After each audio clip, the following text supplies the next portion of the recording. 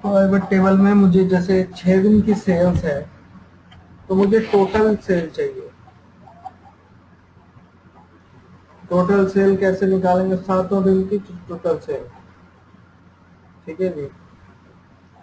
तो क्या सोल्यूशन है इसका, कुछ पता है आपको इसके बारे में, कैसे निकालें? देखिए, या तो दो तरीके हैं, या तो मैं इसके आगे एक और कॉलम टोटल का ऐड करके इनको सम कर एक फॉर्मूला लगा दूं और सम करता चलूं, और यहाँ पे फिर फील्ड आ जाएगी।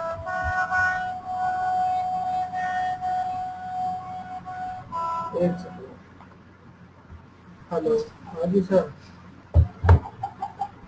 तो इनको टोटल करता चलो तो आ जाएगी। दूसरा तरीका पाइवट टेबल में दिया हुआ है, इसमें हम कुछ थोड़ा बहुत फॉर्मूला लगा सकते हैं। ऑप्शन में जाएंगे, यहाँ पाइवट टेबल टूल्स ये तभी आते हैं, ये ऑप्शन डिजाइन, जब आप पाइवट टेबल के ऊपर क्लिक करते हैं। ठीक है। तो इसके अंदर फॉर्मूलाज होते हैं कुछ, कैलकुलेटेड फील्ड और कैलकुलेटेड आइटम्स। तो कैलकुलेटेड फील्ड होती है हमारी, उनको हम कैलकुलेशन के लिए यूज कर सकते हैं, फार्मूला यूज कर सकते हैं। फार्मूला कैसे? जैसे यहाँ पे मैं टोटल लिख देता हूँ नेम, और यहाँ पे ये फील्ड है इंसर्ट फील्ड प्लस, मैं एक फार्मूला बना रहा हूँ जिसमें मैं इसको प्लस करूँगा। Plus insert field plus insert field J plus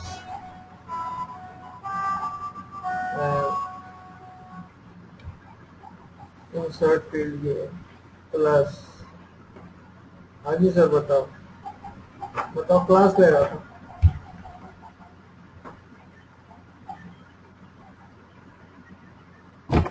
और कल 9 से 10 से, तो 18,000 आया है, 22,000 नहीं है। अच्छा अच्छा अच्छा, चलो ठीक है। ठीक है। हाँ, ठीक है ठीक है ठीक है। ठीक है।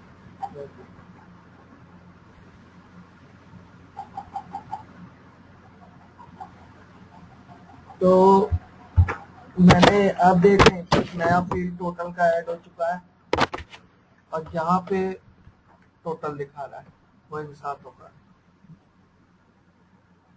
वैसे क्यों नहीं पॉसिबल है टोटल?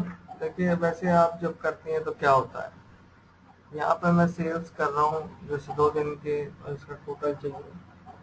तो जैसे मैं इसमें सिटी करता हूँ, सिटी का वो दिखा रहा है, इधर से करता हूँ तो कॉलम वाइज में वही सेल्स वन इधर आ गई, सेल्स टू इधर आ गई। सेल्स का सम आ रहा है, sum of cells one sum of cells two, तो इन दोनों का मिला के टोटल नहीं देता है। तो उसके लिए हम फॉर्मूला का यूज करते हैं। मान लीजिए इसी तरह से आपको चाहिए एवरेज,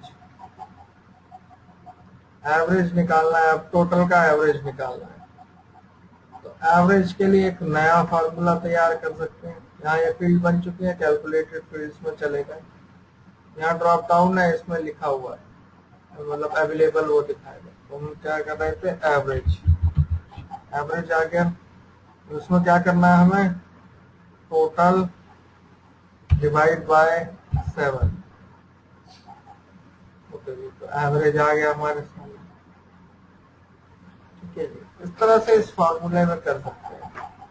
अभी एक चीज देख रहे हैं कि मान लीजिए नंबर फॉर्मेटिंग है, इसकी एवरेज जो है 4-5 डिजिट में दिखा रहा है डेसिमल के बाद। आपको नंबर फॉर्मेटिंग ओके करनी है डिस्प्ले में।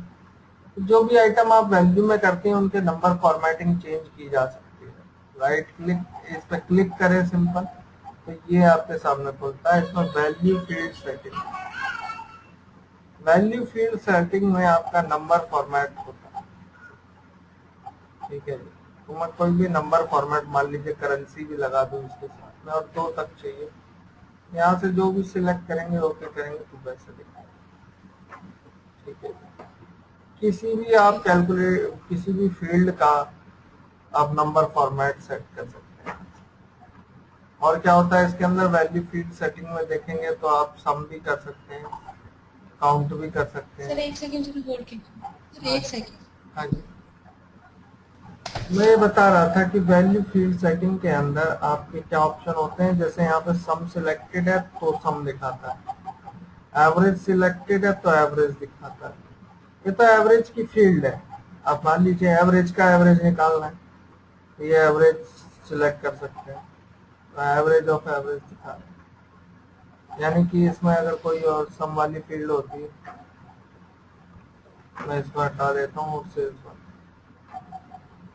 यहाँ से क्लिक करके मैं वैल्यू फील्ड सेटिंग में गया और यहाँ से मुझे अगर एवरेज चाहिए तो एवरेज दिखा सकता हूँ। इस तरीके से काउंट दिखा सकता हूँ, वैल्यू को काउंट करके कि कितनी है, संदीप के अंदर कितनी वैल्यू है, हर एक की काउंटिंग आ गई। ठीक है जी, काउंटेड समरी आ गई। मैक्सिमम वैल्यूज कौन सी है, तो मैक्सिमम हर एक की कैटेगरी में दिखा रहा है कि संदीप में मैक्सिमम वैल्यू कौन सी है। तो इस तरह से जो हम चीजें यहाँ से मैक्सिमम, मिनिमम, प्रोडक्ट वगैरह यूज कर सकते हैं। ठीक है, उसके बाद show value as. Show value as में हमने देखा, मान लीजिए इसमें क्या करता हूँ, शो वैल्यू एज में क्या होता है, पहले इसको सम पे सेट कर देता हूँ और फिर इस पे आता हूँ। नॉर्मल में नॉर्मल वैल्यू दिखाता है वैसे। अब शो वैल्यू एज में क्या दिखाता है कि यहाँ से चूज करता हूँ डिफरेंस फ्रॉम, डिफरेंस फ्रॉम, और यहाँ से बेस फील्ड उसकी क्या है, नेम के ऊपर चल रहा है। मैं चाहता हूँ कि जैसे हरीश है, उससे बाकी लोगों का क्या डिफरेंस है। तो हरीश चूज किया सेल्स में, तो हरीश जहाँ पे है वहाँ 0 है तो कुछ नहीं दिखा रहा है। संदीप का डाटा 344 ज्यादा है, विकास 20 कम है, महेश 129 कम है, ये 237 कम है। तो इस तरह से डिफरेंस दिखा रहा है। देन इसमें परसेंटेज ऑफ, जैसे अगर माने कि हरीश 100% है तो बाकी सब कितना परसेंटेज बनेगा। तो हरीश पे 100% दिखा रहा है, हरीश का मतलब कितने परसेंट वैल्यू, तो परसेंटेज में कन्वर्ट हो गया है सारा। Then we have percentage difference from, तो हरीश से कितने परसेंट का डिफरेंस है वो भी दिखा रहा है, इससे 5-7% ज्यादा। ठीक है जी, बाकी 0.29% कम है, इस तरीके से दिखा रहा है। देन आपके पास है रनिंग टोटल इन। रनिंग टोटल में क्या होता है, संदीप की इतनी सेल है, हरीश संदीप को मिला के इतनी सेल है, विकास हरीश संदीप को मिला के इतनी, तो ये रनिंग टोटल करता हुआ आता है।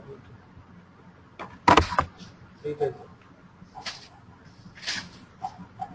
देन आपके पास है इसमें परसेंटेज ऑफ रो, अभी 100% दिखा रहा है, मैं सिटी और ऐड कर देता हूँ कॉलम में। परसेंटेज ऑफ रो में होता है कि ये जो रो है, अगर संदीप की सेल 100% है तो इन सब सिटीज में कितने कितने परसेंटेज, मतलब ये सारी मिला के ये 100% है, तो कितना कितना परसेंटेज जो है इसने निकाल के दे दिया, हर एक रो में यही है। इसी तरह ग्रैंड टोटल में भी है। ठीक है, परसेंटेज ऑफ रो की तरह परसेंटेज ऑफ कॉलम भी है।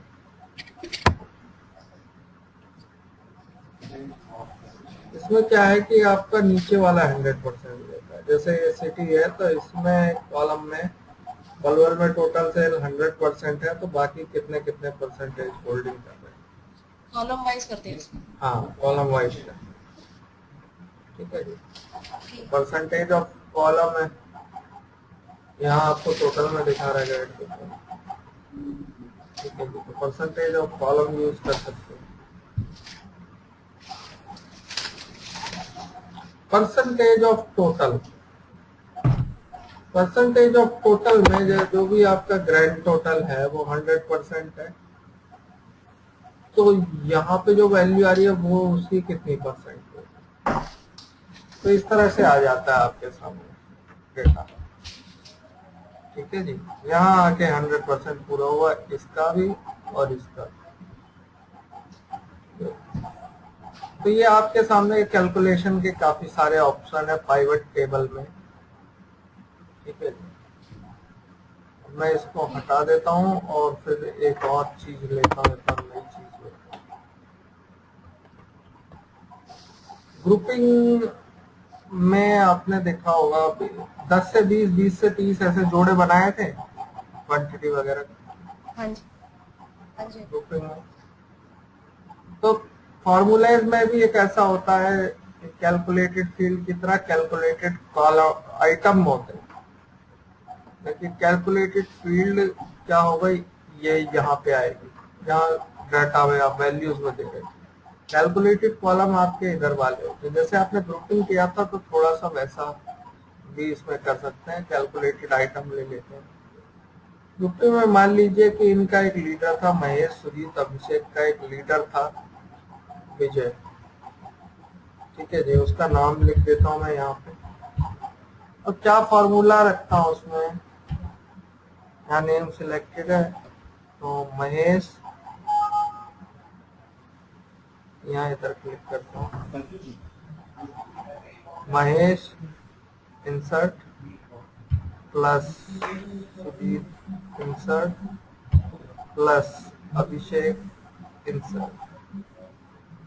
ओके किया तो विजय के अंदर ये सारी चीजें आ गई, तो नया विजय ऐड हो गया और इन तीनों की सेल आपको इकट्ठी करके दी।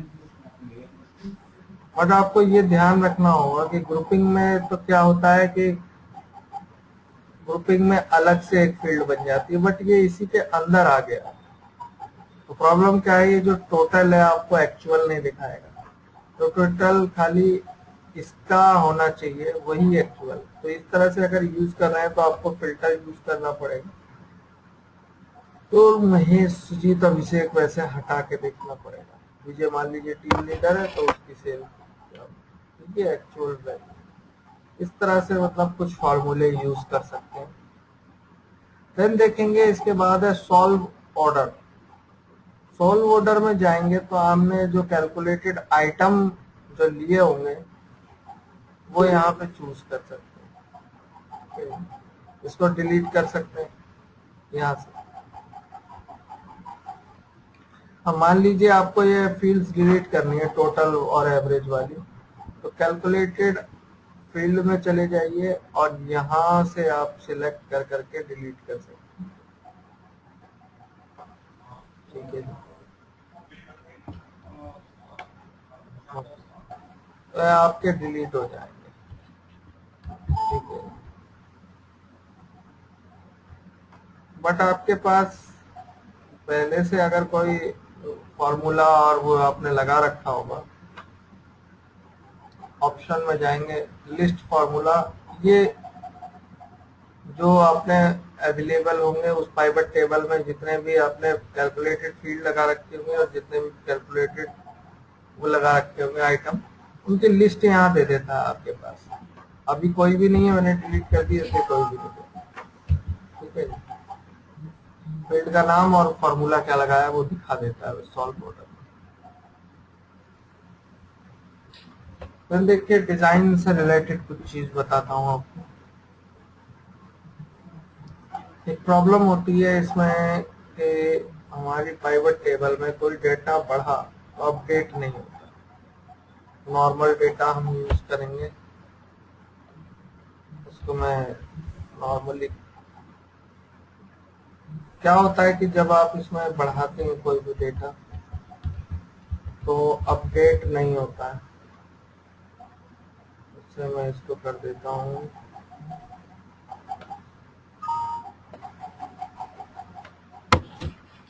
तो यहाँ मैंने कोई डेट लिखी, यहाँ मैंने कोई अलग से नाम लिखा, कोई एक सिटी लिखी और कुछ एक सेल ऐड की। ओके जी, विश्वजीत करके। और मुझे जब भी कोई अपडेशन चाहिए होता है तो मैं इसमें जाके मैं रिफ्रेश करता हूँ तो आ जाएगा। ठीक है जी। तो होता क्या है कि ये नीचे वाला क्यों नहीं आता, क्योंकि वहां तक वो डेटा सिलेक्टेड नहीं होता है। अब या तो आप इसको बार बार पूरे को डेटा को सिलेक्ट करें अपडेशन के बाद और ओके करें तो दिखाएगा। चेंज डेटा सोर्स का यूज आपको करना पड़ता है इसके लिए कि आपको डेटा दिखा रहा है, यहाँ पे डेटा दिखा रहा है, तो कोई भी नया डेटा करते हैं नहीं आता है। और या तो इसको एक सिंपल सा ऑप्शन है कि अपनी टेबल को सिलेक्ट करके कन्वर्ट टू रेंज में या फॉर्मेट एज टेबल कर दीजिए। ठीक है, format as table, my table has headers, headings जो है इसको कर देंगे तो हेडिंग इसमें सिलेक्ट हो जाएगी। तो ये आपका डेटा टेबल में बदल चुका है। टेबल पे आप जब क्लिक करेंगे तो टेबल टूल्स अलग से आ जाते हैं। ठीक है, यहाँ टेबल का नाम होता है, इस टेबल को सिलेक्ट करके कोई नाम दे सकते हैं अलग से या टेबल टू ही रहने दे सकते हैं। वो आपको क्या करना होता है, एक बार इसमें चेंज डेटा सोर्स में जाके यहाँ पे दो ऑप्शन होते हैं, टेबल, रेंज। आपका डेटा दिखा रहा है शीट 1 से पहले, यहाँ पे शीट 1 के बाद टेबल का नाम दे दीजिए। ठीक है जी, ओके कर दीजिए। अब कोई भी चेंज होगा टेबल का फील्ड का क्या फायदा होता है कि कोई भी नई चीज ऐड होती है तो इसकी रेंज अपने आप बढ़ जाती है।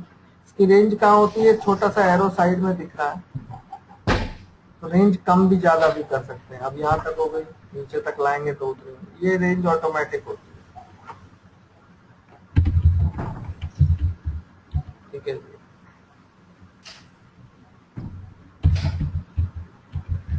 मैंने फिर से डेटा ऐड कर दिया। इवन आप कॉपी पेस्ट भी कर सकते हैं यहाँ पे डेटा। अगर रेंज ऑटोमेटिक नहीं बढ़ रही है तो इसको बढ़ाते ही ये डेटा रेंज बढ़ जाएगी। ठीक है, वो बस मुझे यहाँ से क्या करना होता है, रिफ्रेश करना होता है और वो डेटा मेरे को दिखाने लगता है। ठीक है, टेबल की पहचान क्या है,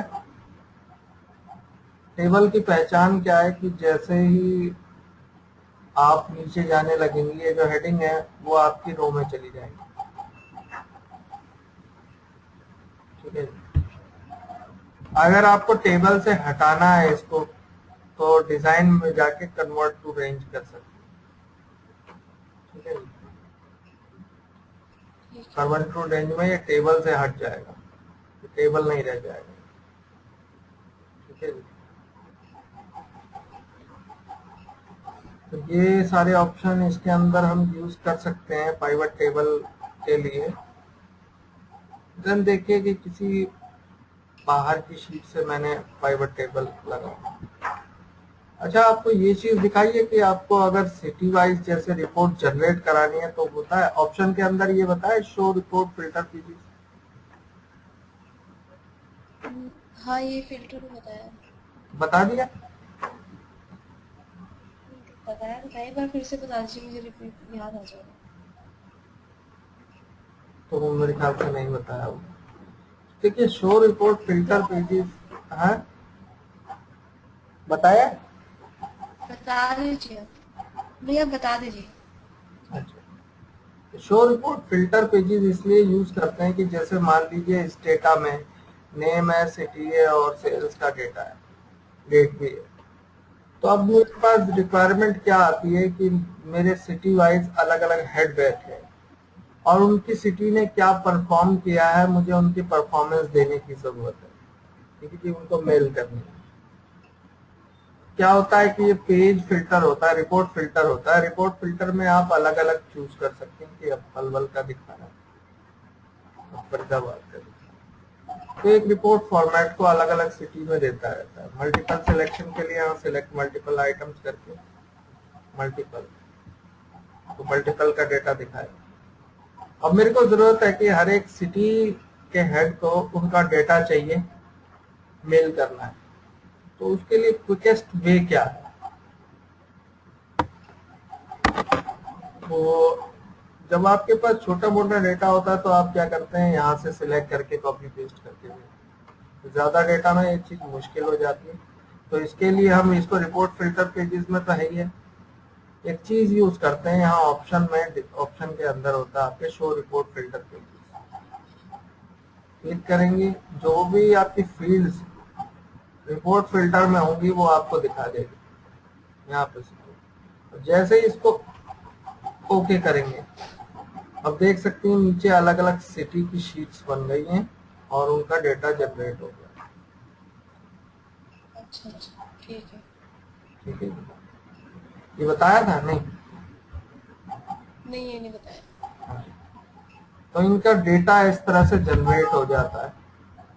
अब मैंने क्या करना है, मैं सिटी नीचे रख लेता हूँ। एम्प्लॉइज को चाहिए कि उनकी सेल भेजनी है, सेम इसके साथ है कि उन्होंने क्या क्या सेल की है, हर एक एम्प्लॉय को उनकी रिपोर्ट भेजनी है। तो उसके लिए भी यूज कर सकते हैं यही चीज, फटाफट से ये भी काम हो जाएगा। ऑप्शन में जाके show report filter pages name, या आपकी नेम वाइज अलग अलग कर दी, एम्प्लॉय वाइज हो गई। ठीक है जी। ठीक तो है। ये बहुत फास्ट वे है अपने रिपोर्ट्स को जनरेट कराने का। नेक्स्ट अब बात करते हैं कि जैसे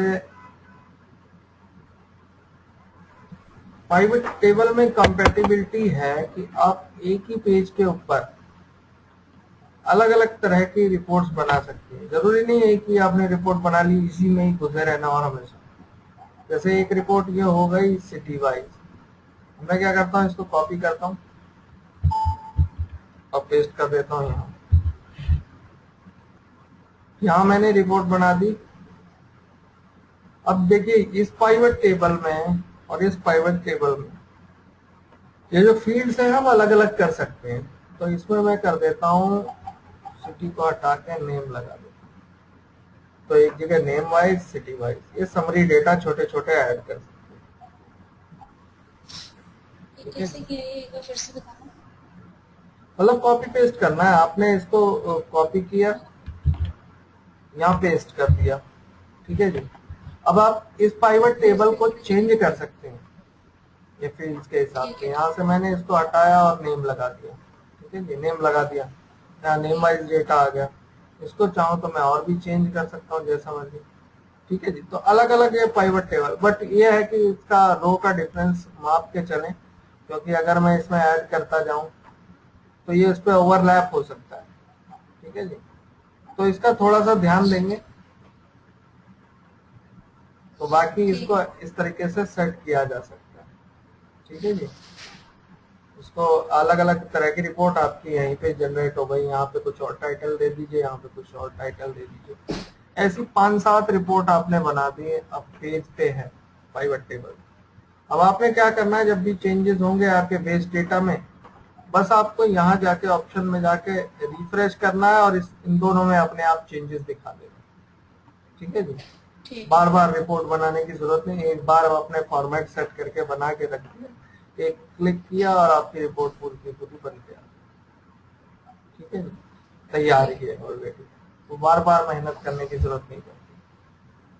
ठीक है, अब मान लीजिए यही डेटा पड़ा है बाहर। अब बाहर से पाइवट टेबल कैसे लगाएंगे, किसी और शीट में आप खोलना नहीं चाहती उस शीट को, बगैर खोले उसमें कैसे पाइवट टेबल लगाएंगे। ठीक है जी। तो यहाँ पे डेटा में आपके पास कुछ ऑप्शन होते हैं जहाँ आप बाहर से डेटा ले सकते हैं, एक्सेस से ले सकते हैं, एक्सेस की फाइल सिलेक्ट करके। मान लीजिए किसी एक्सेस से मैं लेता हूँ, जैसे यहाँ डेटाबेस, तो एक्सेस में मेरे पास डेटा है, उसको पाइवट टेबल रिपोर्ट, तो वहां जो जो यूज हो रखा होगा वो मेरे पास एक्सेस का डेटा आ गया। मतलब किसी अदर सॉफ्टवेयर को अभी यूज कर सकता हूँ। ठीक है। पाइवट टेबल बनाने के लिए ये उससे हम अगर उधर चेंज करेंगे तो इधर चेंज हो जाएगा। हाँ जी, उस शीट में अगर हम चेंजेस करेंगे तो इसमें प्राइवेट टेबल में चेंज जहाँ होगा। से डेटा लिंक्ड होगा अगर चेंजेस करेंगे, यहाँ पे रिफ्रेश करेंगे, चेंज हो जाएंगे। चेंज हो जाएगा। ठीक। तो एक जैसे मैंने आपको एक्सेस से लगा के दिखाया, अब एक जगह मैंने यही डेटा सेव कर रखा है दूसरी फाइल में, उसको ले लेता हूँ मैं। तो मैं क्या करना है, यहाँ कनेक्शन से आपको आता है एग्जिस्टिंग कनेक्शन, इसमें जो अवेलेबल है वो आपको दिखा देगा जो आपने किए होंगे।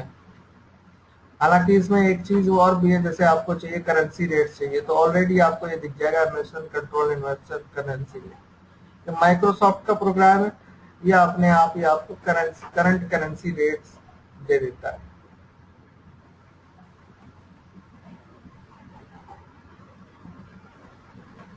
अब ये डाटा ला रहा है तो करेंसी रेट्स आपको दे देगा कि यूएस डॉलर, और इन यूएस डॉलर क्या है और पर यूएस डॉलर क्या है।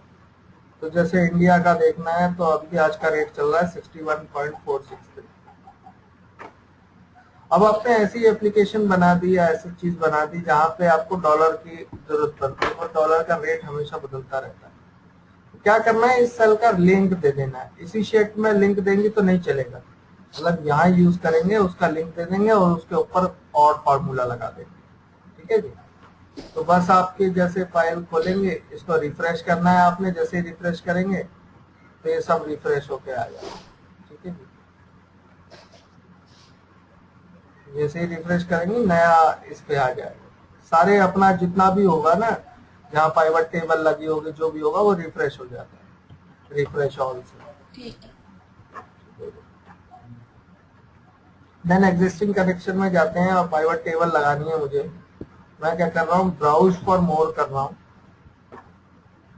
ब्राउज फॉर मोर में जैसे मैंने डेटा रखा है अपना डेस्कटॉप पे, एक्सेल के अंदर पाइवट डेटा नाम से शीट है,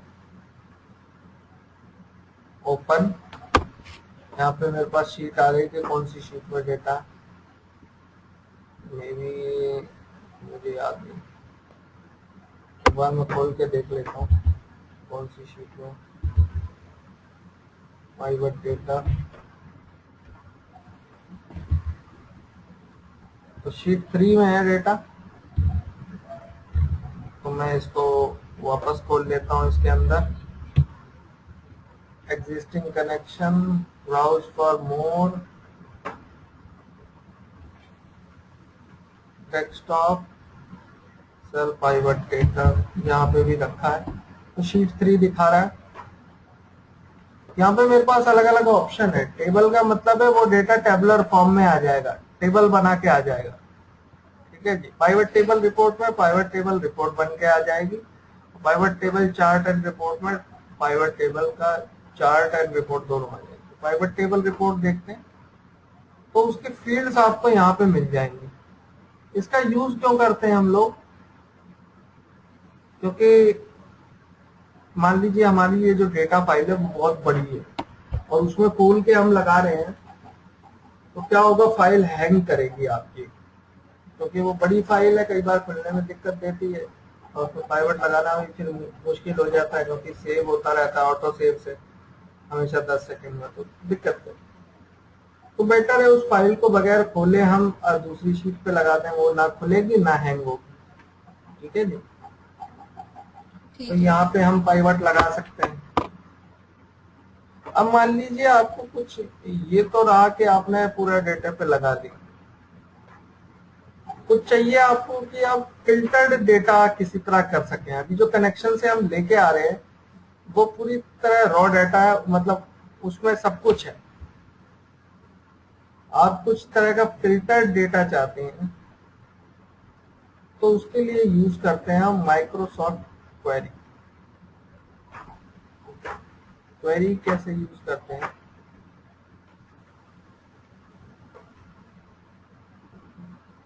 देखते हैं, माइक्रोसॉफ्ट क्वेरी होता है इधर। इधर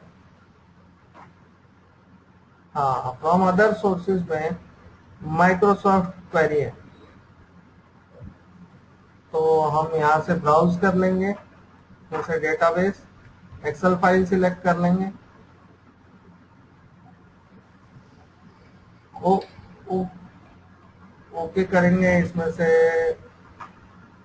आपको बताना पड़ेगा किधर है। यहाँ जैसे क्लिक करेंगे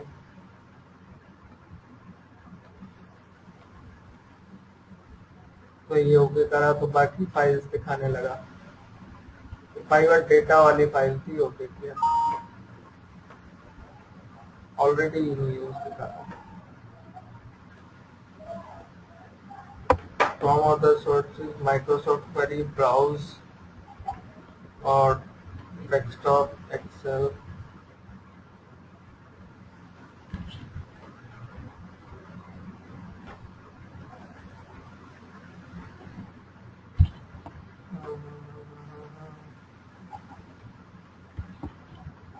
ऑलरेडी यूज में दिखा रहा है, मतलब वैसे ऑलरेडी यूज में है, मतलब यहाँ पे मैंने खोल रखी थी, इसमें कनेक्शन बना रखा है, इसलिए नहीं आ रही। हालांकि आपकी इसको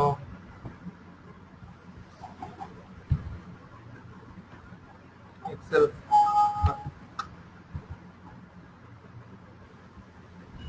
ये आपका खुल गया है। यहाँ मैं क्या करता हूँ, फाइल से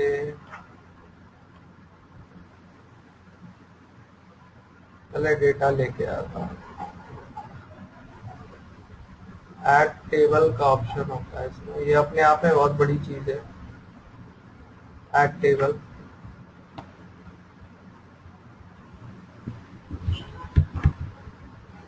ऐसा करना पड़ेगा मुझे, दूसरी एक्सेल खोलनी पड़ेगी इसके लिए, मुझे उस पर चलेगा। पहले कहीं कनेक्शन यूज हो तो उसको यूज नहीं कर सकते। Microsoft query Excel file browse, Excel file पे डबल क्लिक कर लेंगे हम, यहाँ से Excel, okay, pivot data, okay. जैसे ही ओके करेंगे, यहाँ पे आपको शीट्स दिखा देगा जब अवेलेबल होंगी। यहाँ से प्लस को करेंगे हम तो उसके फील्ड दिखा देगा ये डेटा हमारे पास। ठीक है। कॉलम चिन्ह योर क्वेरी के आप कितना डेटा लेना चाहते हैं। मैं चाहता हूँ सारा ही चाहिए अभी तो मुझे फिलहाल। ठीक है, नेक्स्ट गया। अब इसमें क्या है कि मैं फिल्टर ऐड कर सकता हूँ, जैसे नेम में मैं कहता हूँ कि इक्वल टू होना चाहिए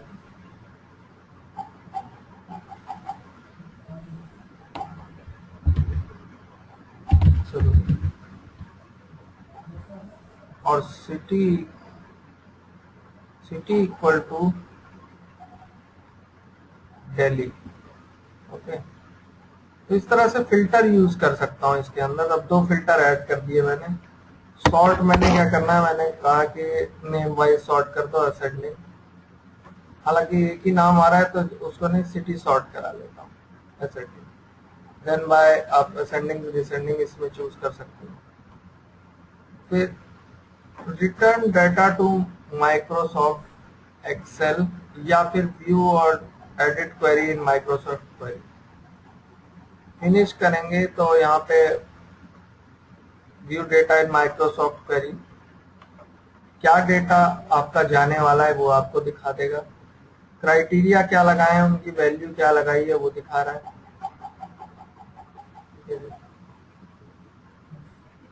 और इसमें और एंट्री डालनी है तो भी डाल सकते हैं, यार आप नहीं डालेंगे अब तो ले आए सारा। तो ये आपके सामने पूरा का पूरा वो आ जाता है। देन मैंने क्या करना है, return data to Microsoft Excel. अब ये वही यूज कर सकते हैं, पाइवट टेबल, रिपोर्ट या टेबल। टेबल ले लेते हैं हम, और जो डेटा रिटर्न किया वो ये था। पाइवट टेबल इससे भी लगा सकते हैं। माइक्रोसॉफ्ट क्यूरी में काफी एडवांस ऑप्शन आपको मिल जाते हैं फिल्टरिंग के, फिल्टर सॉर्टिंग आपको इधर ही मिल जाता है। ठीक है जी। ठीक है।